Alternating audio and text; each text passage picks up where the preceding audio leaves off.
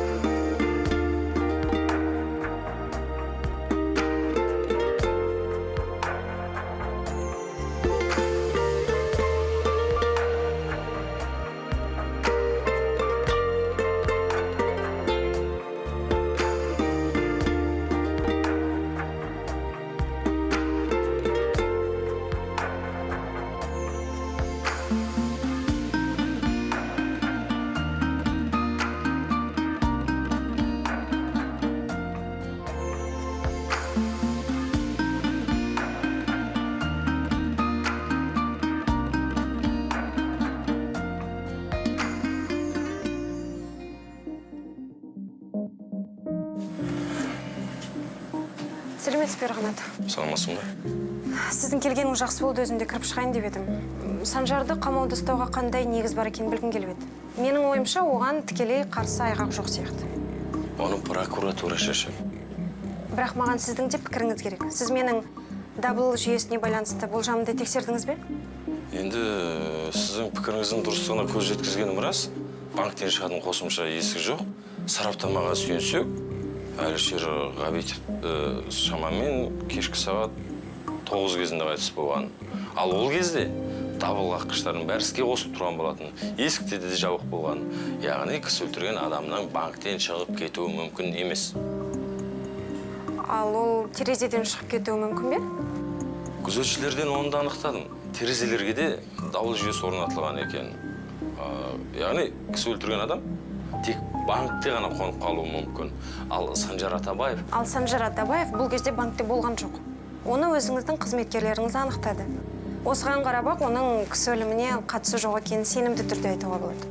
Бірақ оның біреуге тапсырыс беруі мүмкін ғой. Сіз өзіңіз Әлішердің Санжар Атабаевқа қарсы айтқан әңгімесінің жазбасын естідіңіз ғой. Ондай анонимді жазбаның тікелей айғақ бола алмайтынын өзіңіз де жақсы білесіз ғой. Мен Санжар Атабаевты қолхат алып, қамаудан босатуға болады деп ойлаймын. Сәлеметсіздер ме? Қайсаржан Төреұлы сіздерден кешірім сұрады.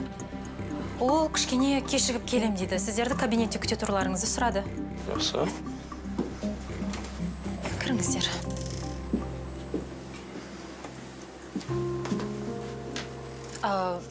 Шай ішесіздер ме, әлде кофе ме? Рахмет, керек жоқ. Сізге ше? Жоқ, рахмет.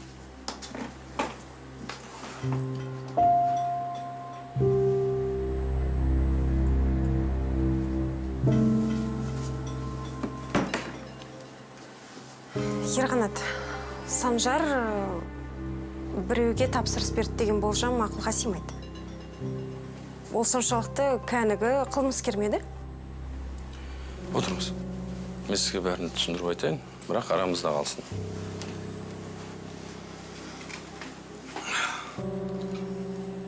Қалай болғанда да ол жазба Санжар Атабаев өлтіру мүмкін деген болжам жасауымызға негіз болып отыр.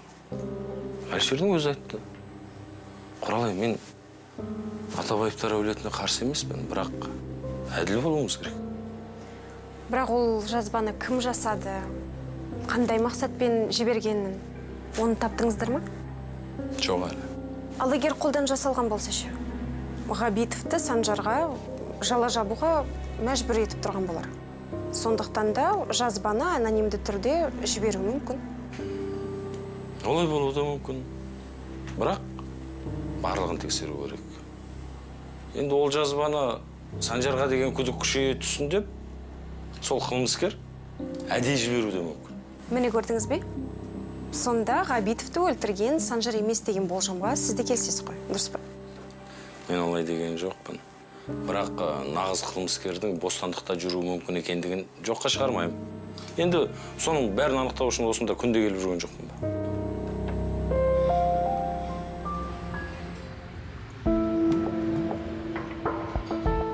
Сен Алма туралы өте дұрыс айтыпсың. Ол шынымен Қайсарды алдап жүрген сияқты. Немене? Және тіпті онымен қоймай, тура пәтерінде кездесіп жүрген. Олай болуы мүмкін емес. Алма екеуміз кеше кездесеміз деп келіскенбіз. Мен 10 минут бұрын бардым. Не болды деп ойлайсың? Үйінен кешегі жігіт шығып келе жатыр екен. Кеше осы жерде бірге отырған жігіт пе? Соның өзі. Айтпақшы, Алма мені көріп, сасқалақтап қалды. Шынымен де Қайсардың көзін ала бере, біреумен қыдырып жүрген. Мынауың керемет жаңалық қой. Сен оның шығып келе жатқанын суретке түсіріп алдың ба? Есің дұрыс па? Тура бетпе-бет кездесіп қалған жоқпыз ба?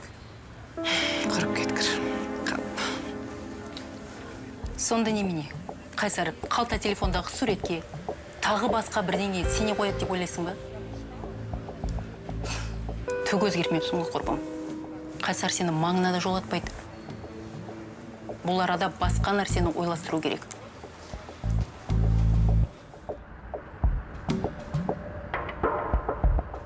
Сонда қылмыскерді қалай таппақсыз? Жаңа ғана айттым ғой, күдікті банкке қонуға мәжбүр болған. Демек ертеңінде ғимаратқа қайта кірген жоқ деген сөз.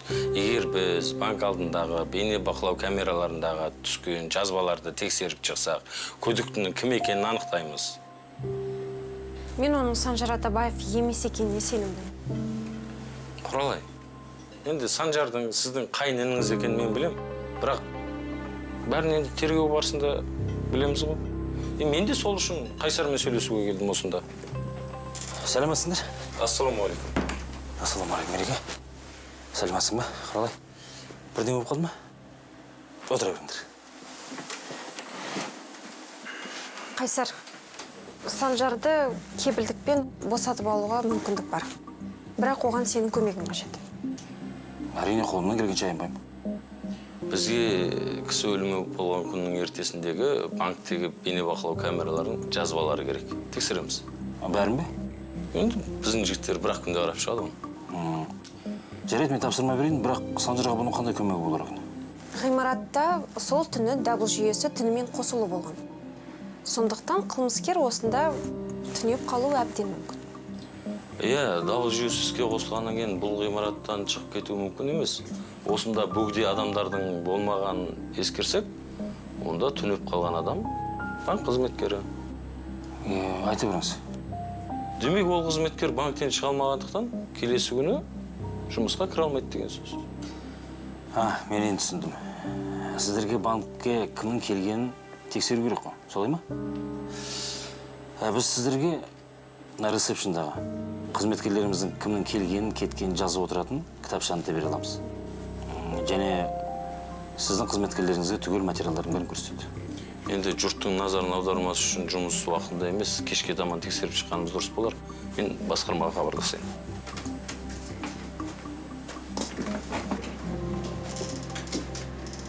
Бәрі дұрыс па? Иә, дұрыс. Онда дұрыс. Қыстырғышым ұшып кетіп еді.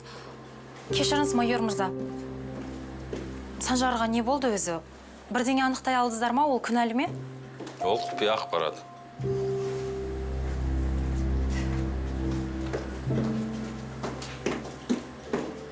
Бірдеңеге мазасызданып отырсың ғой деймін, Қайсар. Құралай, мен саған бірдеңе айтайын деп едім. Санжардың ол кештен ақталатындай ешқандай айғағы жоқ. Мен түнімен қоңырау шалып анамнан бәрін білдім. Ол үйге қонбаған.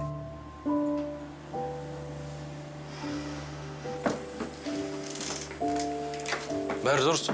Арнайы топ қазір келеді. Бірақ менің бір нашар жаңалықтарым бар. Қандай? Бізде жаңа аяқтар табылды. Және келініңіз сырғалымнан тағы да жауап алу керек болып тұр. Әлия, ол мүмкін емес қой. Алманың көңілдесімен түк болмағандай қасына барып қалай таныса аламыз? Өзің ойлап көрші. Алдымен ол туралы барынша көбірек біліп алуымыз керек. Солай емес пе? Мүмкін көңілдес емес туысқан шығар. Бірақ олардың арасында бірдеңе бар екеніне сенімдімін деп айтқан сен емессің бе? Қалай сенімді боламын? Мен тек қана үйінен шығып келе жатқанын айтқанмын. Алдымен араларында бір байланыс бар екенін біліп ал. Сосын шешім қабылда. Әлия, біз оларды көрдік қой екеуміз де. Туысқандар. Осылай отыра ма? Ал кім көңілдесін күйеуінің жұмыс орнынан 100 метрдегі кафеге апарады? Түсінбедім, саған не болған, а? Мен жай ақылға салып көргім келеді. Сен алдымен көзіне шөп салып жүргенін анықтап ал. Сосын ДНК анализін жасат. Айтпақшы, анализ жасатуға генетикалық материал. Мынау немене, шаш па? Ұзын ғой. Мынау Алманыкі, мынау Арландікі. Алманыкінің не қажеті бар маған? Олардың туысқан екендігін қалай салыстырмақсың? Мә, ал ақмақ.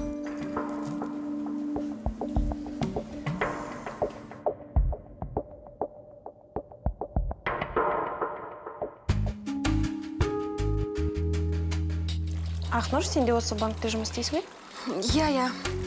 Мен Санжар туралы білгім келеді. Сіз оның жаңа адвокатысыз ғой, солай ма? Тергеушілер бірден анықтай алды ма? Енді Санжарды кепілдікпен босатуға барымызды салып тырысып жатырмыз. Бірақ бұл тек басы ғана. Данияр полиция камералардағы жазбаларды қарағалы жатыр деп еді. Сендердің Даниярларың көп сөйледі. Жоқ, ол маған ғана айтты деп. Сен тағы біреуге айтасың, сосын бүкіл банкке тарайтын болады. Мен ешкімге айтпаймын, шын айтам. Иә, ол ештеңе емес қой. Ең қиыны Санжардың сол түні қылмысқа қатысы жоқтығын дәлелдейтін айғағы болмай шықты. Сондықтан бұл жөнінде жұрттың қазір шулағаны керек емес. Түсіндім. Бірақ шындығында олай емес. Сол кеште Санжар менімен бірге болды. Сенімен бірге болды ма? Тіпті айтуға ыңғайсыз, бірақ біз клубта болдық. Сен маған неге ертерек айтпадың? Сен ресми түрде түсінікті бере аласың ба? Бере алатын шығармын. Ақнұр, сенің түсініктемең шынымен де Санжарға көмектеседі деп үміттенемін. Ең алдымен Санжарды қамаудан шығарып алу керек. Қай кезде түсініктеме беретін айтасыз ғой онда? Міндетті түрде.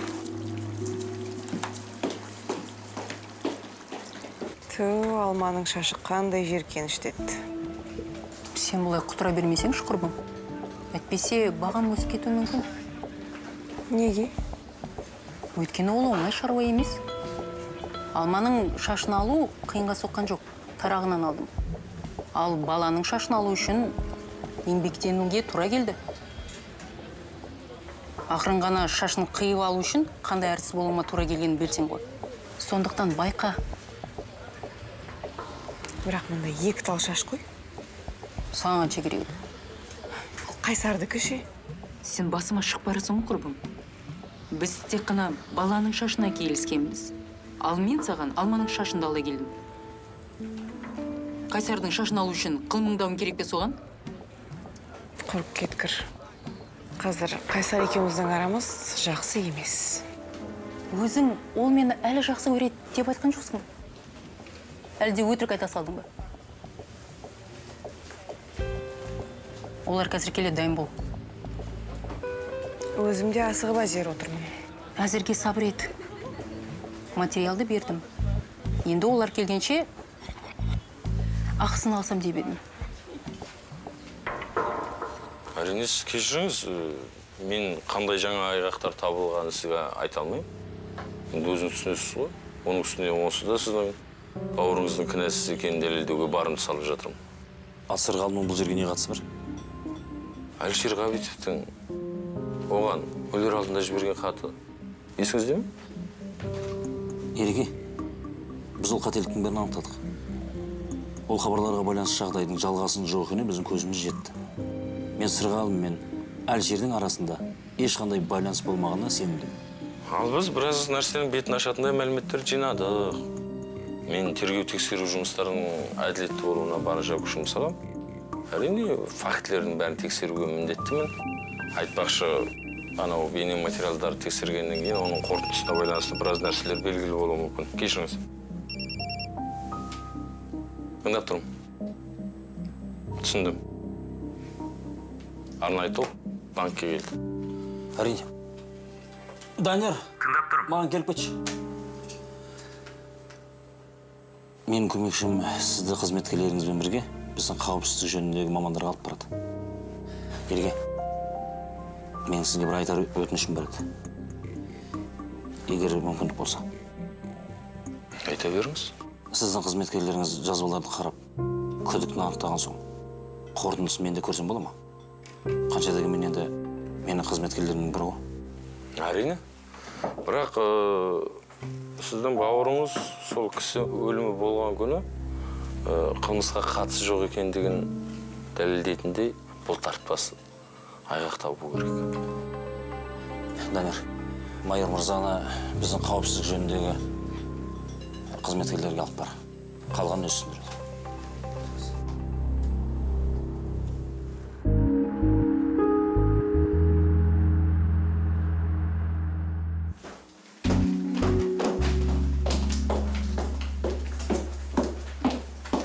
Сырғалым, әңгіме бар. Құралай, не болып қалды? Полиция сенен тағы да жауап алмақшы. Мен бәрін айтып беріп едім ғой. Уайымдама, полицияға тағы бір нәрселерді анықтап алу керек сияқты. Ерғанат босағанда мен саған айтам. Жақсы, бірақ... Кешірші, Құралай, сізбен сөйлесуге бола ма? Бір шұғыл шаруа бар. Жарайды, Өнер. Кездескенше. Жақсы.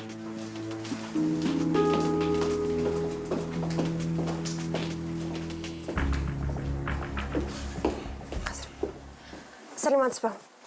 Мен Құралай Атабаевамын.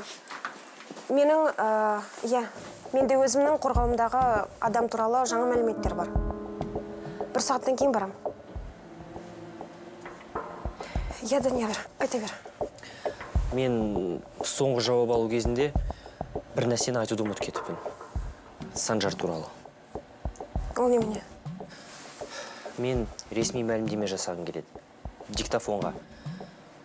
Санжардың кісі өлімі болған түні қайда болғанын айтуды ұмытып кетіппін. Қайда болған еді? Біз түнімен қала кездік. Менің көлігіммен. Менен екінші рет жауап алыңызшы, мен қайтадан бәрін жазайын.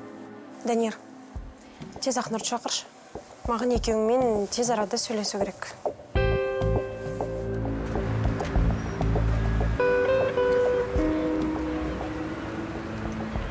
Егер жалған түсініктеме бергілерін келсе, тым құрысы алдын ала келісіп алмайсыңдар ма? Бұндай сөздің жауапкершілігінің қандай болатынын білесіңдер ме өздерің? Енді бірдеңе істеу керек болды ғой. Санжардың кінәлі емес екенін мен анық білемін. Банктен де кетіп қалған өз көзіммен көргем. Бірақ ол қайтып келуі мүмкін еді ғой. Жоқ, мүмкін емес. Қайсар аға төбелестен кейін артынан бар деп айтқан. Бірақ мен оны қуып жетпедім. Ашулы болған сонша газды басы да кетіп қалды. Оны талай адам көрді. Мен полицияға да осылай айтқам. Онда ол жауабыңнан неге бас тарттың? Және өтірік айтып отырсың. Бала болып кеттіңдер ме немене? Өздеріңе де кесірі тиеді. Санжарға да ешқандай көмегі болмайды. Мені де ақымақ қылып отырсыңдар. Бізді кешіріңіз, бірақ біз көмектесек те ойладық.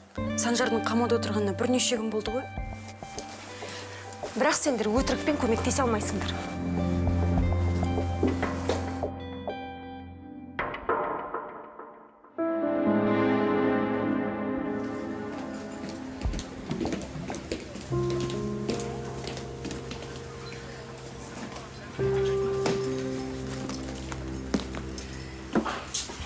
Мәди, бұдан артық күту өте қауіпті. Уақыт аз қалды, білесің ғой. Уақыт өтіп жатыр. Асыққан шайтанның ісі демей ме?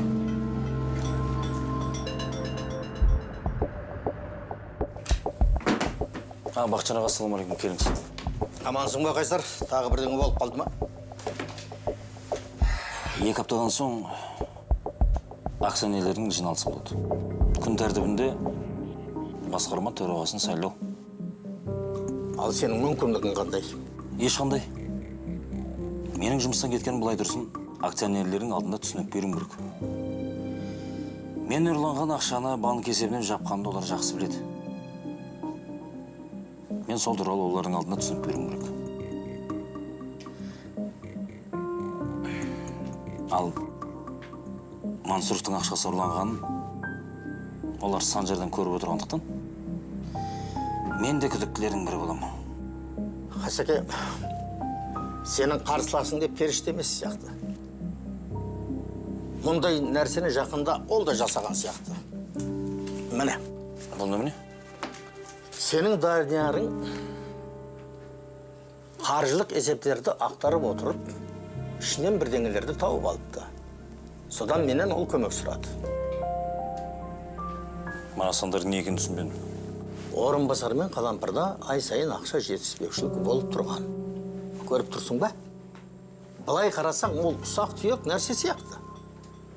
Ал бір жарты жылдың соңында $116,000 жеткен. Бірақ мына қорытынды есепте бәрі дұрыс. Иә, дәл солай.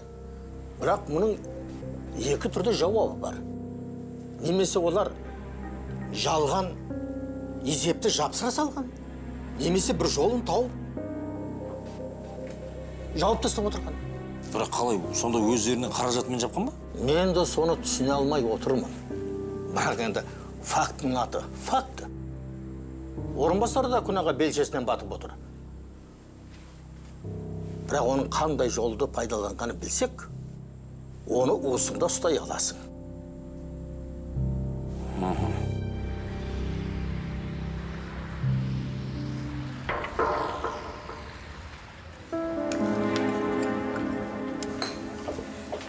Егер жақын арада бір шешім қабылдамасаң, мен мұныңды кешірмеймін.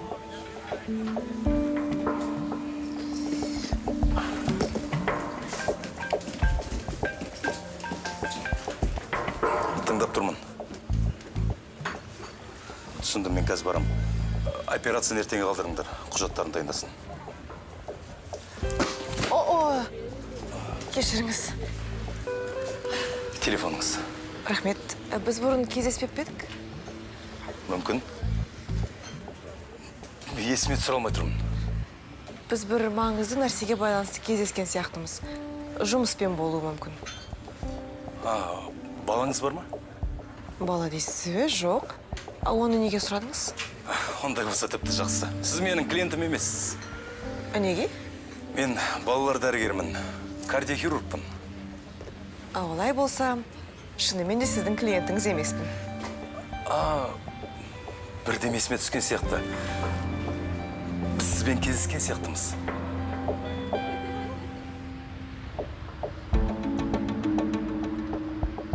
Амансыздар ма? Сәлеметсіз бе, майор мырза? Отыра беріңіздер. Сырғалым, бізге мәлім болған жаңа жағдайларға байланысты сізге бірнеше сұрақ қойым керек болып тұр. Енді бұл туралы бұрында сөйлескенбіз, бірақ біраз нәрселерді анықтап алу керек болды. Сұрай беріңіз. Біздің білуімізше, шотынан $320,000 ұрланған кезде сіз Олжас Мансұровтың жобасы бойынша жұмыс істедіңіз. Иә, мен ол туралы айтып едім ғой. Сіз оның қандай ақша екенін білесіз бе? Сіз қандай мағынада айтып тұрсыз? Құлан ауылындағы завод құрылысын қаржыландыру барысындағы транш болатын. Сіз өзі ол жобаны дұрыстап зерттеп бердіңіз? Енді өзімнің қызмет дәрежемнің ауқымында зерттеуге тырыстым. Оны неге сұрадыңыз? Кешіріңіз, майор мырза. Сіздің сұрақтарыңыздың біздің ісімізге қандай қатысы бар? Тікелей қатысы бар. Құралай, енді сіз ақшаны ұрланғанын білесіз ғой? Бұл қылмысқа Әлішер Ғабитовпен қатар сіздің күйеуіңіз Санжар Атабаев және Сырғалым, сіздің де қатысыңыз болуы мүмкін. Менің бе?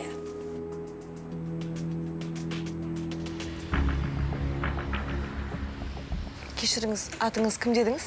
Айтпақшы, атымды айтпаппын ғой, Мәди. Мәди, сіз қателескен шығарсыз. Мен кардиохирургтармен, оның ішінде балалар кардиохирургтармен ешқашан араласқан емеспін. Мен негізі өзімнің кәсіби жадыма қатты сенушімін. Демек, жадыңыз ұятқа қалдырды. Бірақ сіздің кәсібіңіз өте маңызды, керек кәсіп. Рас па? Өз кәсібім туралы олай ойлап көрмеппін. Сіз балаларды ажалдан сақтап қаласыз. Одан артық не керек? Айтпақшы, сіз атыңызды айтпадыңыз ғой? Дина. Өте қуаныштымын, Дина. Сіз тамақтандыңыз ба? Мүмкін бірге тамақ ішсек қалай болады? Сіз асығып отырған жоқсыз ба? бір сағатқа іштен күйіп кетпейтін шығар. Оның үстіне сіз сияқты көрікті қызбен ас ішсем бойыма сіңімді болады деп ойлаймын. Иә, бәке, бәрі келіп тұр. Сонда мына жетіспеушілік қайдан шыққан? Оны қай уақытта жауып үлгеру? Мен де енді өзімше пайымдап отырмын. Бұл ұрлық сияқты.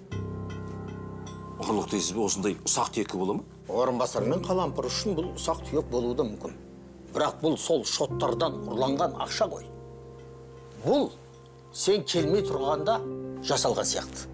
Бірақ олар тексеру жүргізбей жауып тастап отыру мүмкін емес пе? Бірақ енді олар байқамай қалуы да мүмкін. Сосын ана орынбасардың сенің орныңа таласып жүргенін жақсы білесің. Ал сен оның алдынан кесекөлденің шыға келдің. Содан кейін ол жан таласып, қағаздарын тазалып үлгерген шығар.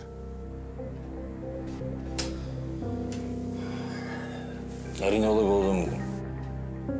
Қызметке ие болу үшін орын толмай тұрған нәрсені толтырып тастауға да болады. Дәл солай. Орынбасардың қызмет үшін қалай жан таласып жүргенін білесің. Қалампырда бұл банкке мүдделі жанның бірі. Ол немене адалдықты ту етіп, жалғыз жалақыға қарап отыр деп ойлайсың ба? Өз қалталарынан ақша салса да, олардың бір пайданы көздеп отырғаны анық. Ерқанат, Сырғалымға мұндай айып тағуыңызға қандай негіз бар? Қатты кетсем ренжімеңіз, бірақ мен болған жағдайларға көз жұмбайлықпен қарай алмаймын. Міне, өзіңіз танысып көріңіз. Бұл немене? Кепірден келген хат. Қайтыс болған жігіттің поштасынан табылды. Кісі өлімі болған күннің ертеңінде таңертең келіпті. Міне, кәне көрсетіңізші. $320,000 Лимассол қаласының банкінен Сүйрік банкіне аударылыпты. Ал енді жіберілген уақытпен күніне қараңыз. Ғабитов қайтыс болған түні. Сонымен бұл түсініксіз SMS хабарламамен осы ақша аударымын байланыстырып, сол негізде Сырғалымды сыбайлас деп отырсыздар ма? Құралай, мен тек болжамдарды ғана айтып отырмын. Қайтыс болған жігіттің қалта телефонынан банк шотының паролі мен рұқсат кодын тауып алдық. Енді ол мұнаныкіде болуы мүмкін. Бірақ мәліметтер сәйкес келмей қалған. Әлішер Ғабитов қайтыс болардан аз ғана уақыт бұрын өзгертіп тастапты. Кісі өлтірген адам осы ақшаны аудару мүмкін. Сонда сіз мені Әлішерді өлтірді деп отырсыз ба? Сырғалым, сабыр сақташы. Ерқанат, ал егер де бұның бәрі тек болжам болса ше? Мен тек сіздерге тергеу жұмыстарының бір болжамымен ғана таныстырып отырмын. Енді сіз жұмысқа енді ғана кірісіп жатырсыз, сондықтан бәрін білуіңіз керек. Ақша аударған кезде қасында аяқ астынан Әлішер Ғабитов пайда болуы мүмкін. Енді куәгер болмау керек қой. Сондықтан қылмыскер куәгердің көзін жойып жіберуі мүмкін. Енді бұл бір нұсқа ғана. Ал бұл SMS-тің қатысы не? Хабарлама мәтіні есіңізде ме? Бәрі жасалды. Хабарласқанша. Айтпақшы, хабарлама жіберілген уақытпен ақша аударылған уақыт толық сәйкес келіп тұр. Мүмкін менен көрсін деп ол хабарламаны әдейі жіберген шығар. Бұл нұсқаны да қарастырамыз. Әзірше бар осы. Ал Мансұровтың жеке шотының кодын Сырғалым, сіз ғана білетіңіз. Күйеуіңізге сіз айтып қойыңыз мүмкін. Қандай тапсырыс бересіз, Дина? Меніңше сіз қалжыңдап отырған сияқтысыз ма дей. Неге олай дейсіз? Сіз кафеге жалғыз келген жоқсыз ғой? Сіз мені аңдып жүрсіз бе? Жоқ, тек үстеліңізде 2 кофе шинасы тұр ғой. Өзіңіз байқампаз екенсіз. Бірақ мен қазір жалғыз отырмын ғой. Құрбыңызбен ренжісіп қалдыңыз ба? Айып етпеңіз, бәрін білгім кеп тұратын әдетім бар. Бір нәрсеге келіспей қалдық. Бірақ бәрі шешіледі. Бұрыннан білетін танысым ғой. Әлі де түсінсе жатарсыздар деп ойлаймын. Ал менің өкінішке орай жұмысқа кетім керек. Жеткізіп тастайын ба? Жоқ, рахмет, мен жақын жерде банкте жұмыс істеймін. Танысқаныма өте қуаныштымын, Мәди. Мен де, Дина. Сау болыңыз.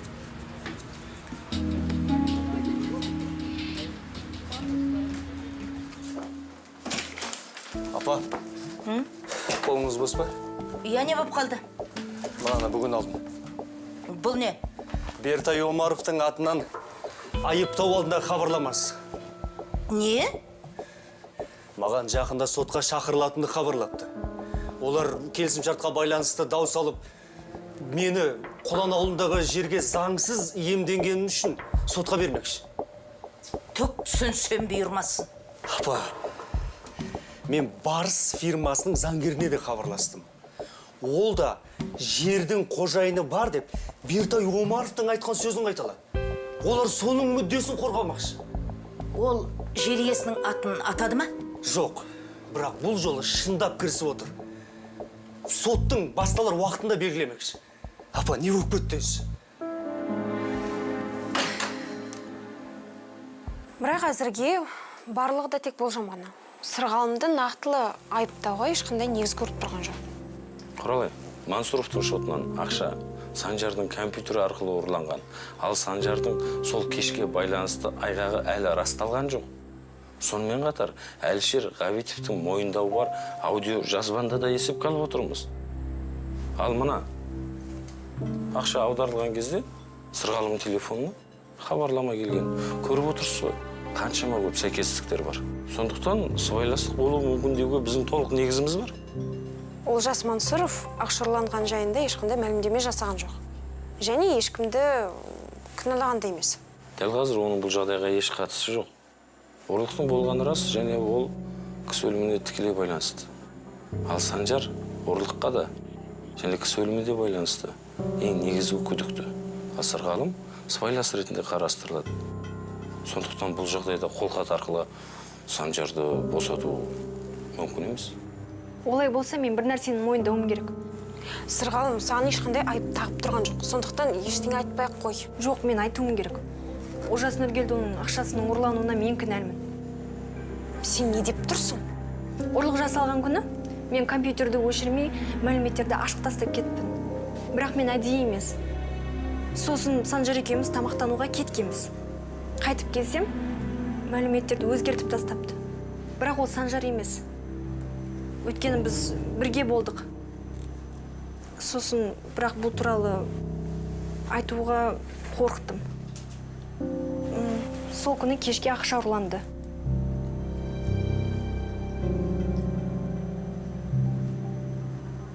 Жақсы Олжас. Мен шында да Бертай Омаровты баяғыдан бері білем. Немене? Бірақ мәселе мынада. Оның өзі бұл келісім туралы көп нәрсені біле бермейді. Мысалы? Ол жерді сатып алуға байланысты Бақытжан Орынбасаровпен сөйлескенім рас. Сен де сонымен келісім шартқа отырдың. Апа, оны білемін. Бірақ кейін Бақытжан Орынбасаров өзі ол жерді иемденіп алыпты. Сонда қалай? Ол жер шындығында Бертайдың әйелі Санияның жері болатын. Ол көп ауырды. Ақыры қайтыс болды. Бақытжан солны пайдаланып, сатып алу келісім шартын жасапты. Жер телімі үшін ақша төлегеннен кейін шикілгі шыға бастайды. Құрып кеткір. Қалай сонда? Олай болса мен емес, Бақытжанды сотқа беру керек қой. Бертаймен мен өзім сөйлесем, оның маған ашуланатын жөні жоқ. Солай дұрыс болар. Жарайды, апа. Егер сіз солай деп есептесеңіз, солай болсын.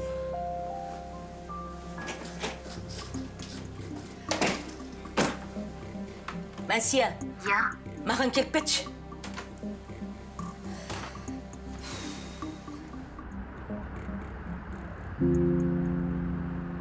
Сіздің бұл айтқаныңыздың бәрін біреу растау керек Сырғалым. Бірақ бұдан ештеңе өзгере қоймас. Бұл ғана емес. Санжар өзінің компьютер арқылы ақша ала алмайды, өйткені паролін білмейді. Ол өзі жүйелік әкімші емес пе? Қалай ол өзінің компьютерінің паролін білмейді? Өйткені мен паролін ауыстырып тастағам. Санжарға білдірмей. Сол күні кешке біз ұрысып қалғанбыз. Сол үшін әдейі істедім. Жаңа паролін қағазға жазып алғам. Кейін жоғалтып алдым. Енді біреу тауып алған шығар. Сырғалым, мынауың сандырақ қой. Бұған ешкім сенбейді. Білемін. Біз Санжар екеуміз жақында ажырасамыз. Ажырасасыздар ма? Иә, біз бір аптадан кейін ажырасамыз. Олжас Нұргелдіұлының шотынан ақша ұрланған кезде екеуміз қатты ұрысып, ренжіскен болатынбыз. Сосын мен оның сазайын берейін деп ойлағам. Бірақ мұндай жағдай болады деп ойлаған жоқпын. Енді босқа күйіп кетпес екен деймін. Мәсия, Бертай жердің ресми мұрагері кім екенін айтты ма? Жоқ. Бірақ неге Бертайдың өзі болуы мүмкін емес деп ойлайсың? Мен оны өте жақсы білем, Мәсия. Егерде ол жердің толық иесі бола тұра, соттасқысы келсе, бүгінгі күнге дейін созбай баяғыда соттасар еді. Сонда нағыз иесі басқа адам деп ойлайсың ба? Білмеймін, соны анықтау керек. Бірақ оның бәрін Бертайдың өзінен ғана біле аласың ғой.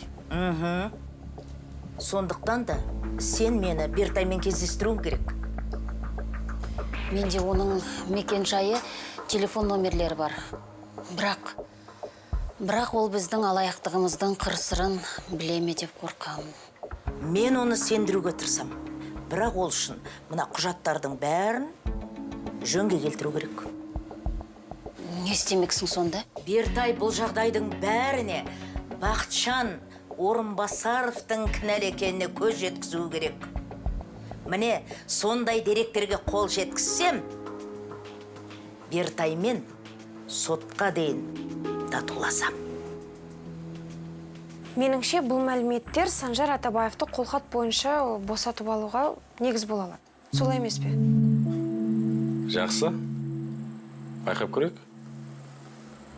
Бірақ бұл мәліметтерді мен әлі толық тексеруім керек. Сосын бұл мәліметтер толық расталмайынша, немесе керісінше теріске шығарылмайынша, мен Санжарды босата тұруға күшімді салайын. Сұрағым, сіз жаңа айтқан сөздеріңіздің барлығына ертең жауап беретініңізді білесіз ғой? Әрине. Жақсы.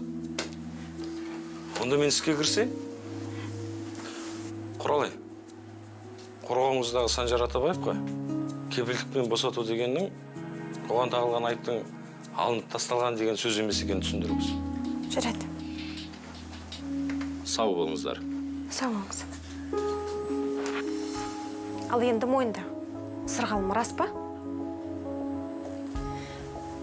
Мен полицияның жақында нағыз қылмыскерді табарына сенемін. Сен жаңа ғана қандай қатерге бас тіккеніңді білесің бе? Егер Санжар шалыс басса, екеуіңді де кінәлі деп есептейді, білесің бе? Қазір босатса болды. Қалай болғанда да, мына жауабыңа байланысты Санжармен барып ақылдасуың керек. Тез арада. Санжар бүгін шығатын шығар, иә? Шығарып алуға тырысам. Сондықтан бұл әңгімені кейінге қалдырма. Санжар екеуіңнің сөздерің толық сәйкес келу керек. Түсіндің бе? Жақсы, сөйлесеміз. Бәрі жақсы болып кетеді деп ойлаймын.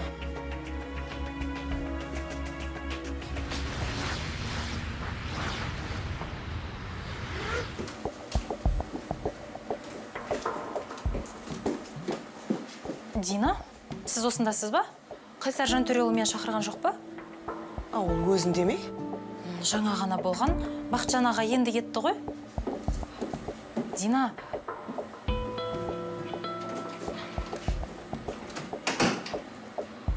маған айтыңызшы, не істесем екен? Санжармен енді не болатынын білмеймін. Санжар туралы тағы бастадың ба? Құрыды сенің Санжарың, түсінесің бе? Мынандай айғақтармен құтылу мүмкін емес. Сондықтан ұмыт енді оны. Сәлем, Дина. Сәлематсыз ба, Назым. Қайсар өзінде ме? Ол жоқ. Өзімде күтіп тұрмын. Сенің шұғыл шаруаң бар ма еді? Санжардан қандай жаңалықтар бар? Жаңалықтар жақсы. Қайсарға соны айтайын деп келгем. Сонда Санжар бүгін шыға ма? Оған тағылған айыптаулардың бәрін алып тастады ма? Енді әзірге алған жоқ, бірақ түбінде солай болатын шығар. Ал Нағыз қылмыскерші, полиция оған қатысты қандай болжамдар айтып жатыр? Дина, енді мен тергеу тексеру құпияларын білмеймін. Ең бастысы Санжар кінәлі емес. Бірақ оны дәлелдеу үшін біраз уақыт керек. Прокуратураға үлгерсем болды әйтеуір. Ақша ұрлауға қатысты айыптаулар ше? Оның қылмысқа қатысы жоқтығын дәлелдейтін айғағы бар. Онда шынымен де жақсы жаңалық екен. Қайсар қайда жүр? Құралай, сен бара бер прокуратураға. Қайсар келісімен мен оған бәрін айтам. Уақытыңды босқа кетіріп қайтесің. Жақсы, Дина, рахмет. Қайсарға айта сал, мен Санжарды алып шығып үйге алып кетем. Апама айта салсын. Күнсұлу апаға дегенім ғой. Әрине, Құралай, бара бер. Дина, Қайсар аға жоқ деп неге өтірік айттыңыз? Мұндай керемет жаңалықты өзім жеткізуге мүмкіндік туып тұрса, өтірік айтпағанда қайтем? Сонда Санжардың күнәсі жоқ па? Ал ендеше, екіқабат емес екенімді қалай айтамын енді? Назым, уақытынан бұрын байбалам сала бермеш. Бұның бәрі түкті емес.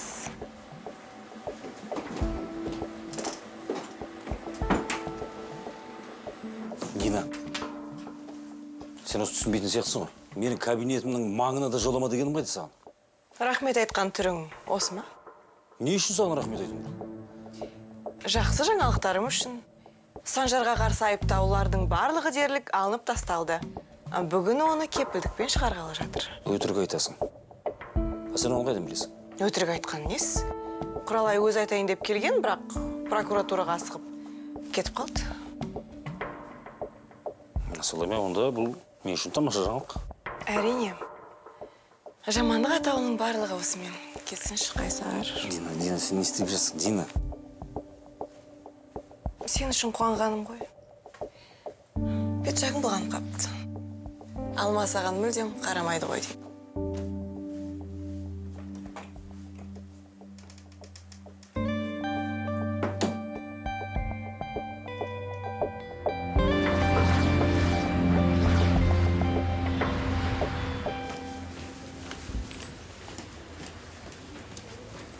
Дина, қайда жүрсің? Сені күткенмен 1 сағат болды ғой? Лабораторияда болдым. ДНК анализіне тапсырыс бере алдың ба?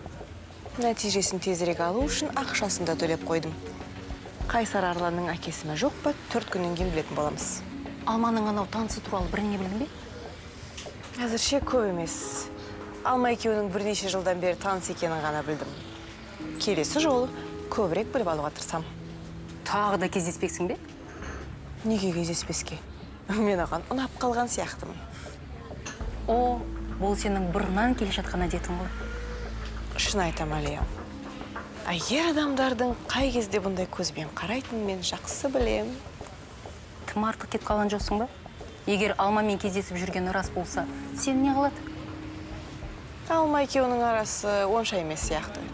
Сондықтан Мадидің басын айналдырып, Алма екеуіне байланысты әңгіменің бәрін айтқызып алам. Сосын егерде жолым болып жатса, Алма күйеуінен де, көңілдесінен де айырылатын болады.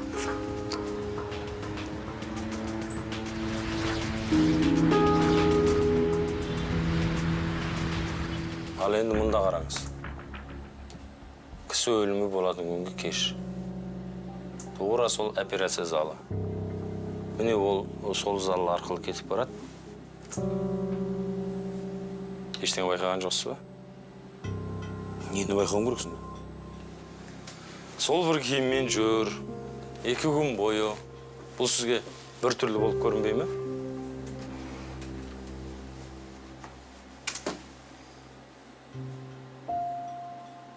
Бұл әйелдерге тән нәрсе емес. Әсіресе ол сияқты сән қой жандарға. Бұл сонда күдіктенуге себеп болатын нәрсе ме? Жоқ, тек қосымша дәлел бола алады. Негізгісі мынада. Біздің қызметкерлер сіздің банктың кіреберісіндегі бақылау камераларының жазбаларының бәрін мұқият тексерді. Таңертең кім кірді, кешке кім шықты, бәрін салыстырып шықты. Неге екенін түсініп отырған шығарсыз? Айта беріңіз. Кісі өлтірілген күні кешке кімнің банктен кетпей қалған тауыңыз? Шынымен